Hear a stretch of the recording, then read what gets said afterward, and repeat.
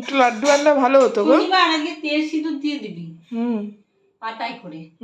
হ্যাঁ আমার মনে আছে। আসলে কি বলতো, আমি হনুমান শনিবার আর চল্লিশার মঙ্গলবারটা পুজো করি মনে তো, করে দিবি। হনুমান চল্লিশার পড়ি তো, তো শনিবারটা মানে তেল সিঁদুর দিয়ে হনুমান চল্লিশা পড়ি। তোমরা কারা কারা হনুমান চল্লিশা পড়ো বলো?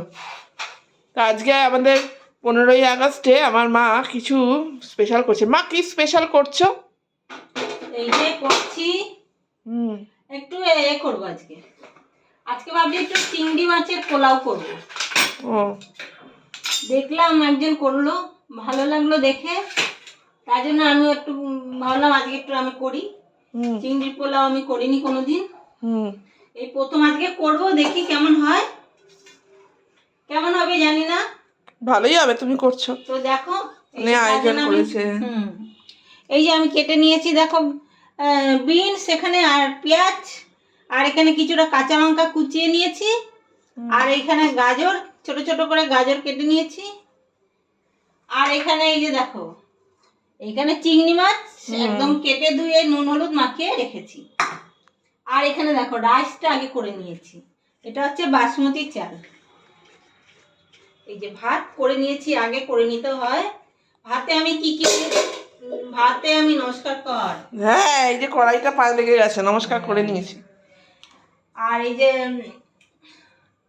বাসমতি চাল দিয়ে ভাতটা করতে হবে, বুঝলে? বুঝলি? ভাতে আমি দিয়েছি তেজপাতা। বুঝলে না বুঝলি বলবে, ঠিক করতে পারছে না। বন্ধুদেরও বললাম, তোকেও বললাম। এই যে তেজপাতা, আর দিয়েছি এই যে এলাচ আর লবঙ্গ দারচিনি দিয়ে, আর আমি রাইসটা করে নিয়েছি। দেখো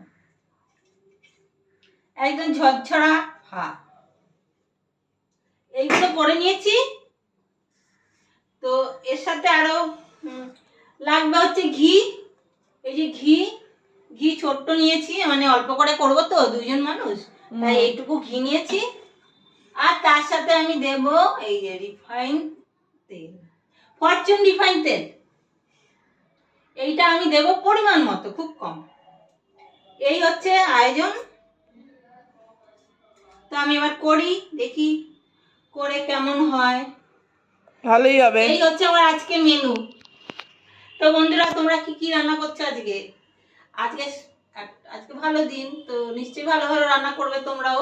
হ্যাঁ, কিভাবে ভিডিওটা করছে সেটা নেক্সট দেখাবে, তাই তো? কিভাবে করছি সেটা নেক্সট ভিডিওতে দিয়ে দেবো, দেখে নেবে। তো আপাতত এইটুকুই। আগে রান্না আয়োজনটা কেমন লাগলো জানিও। হ্যাঁ, লাইক কমেন্ট করে জানাবে। চলো টাটা টাটা।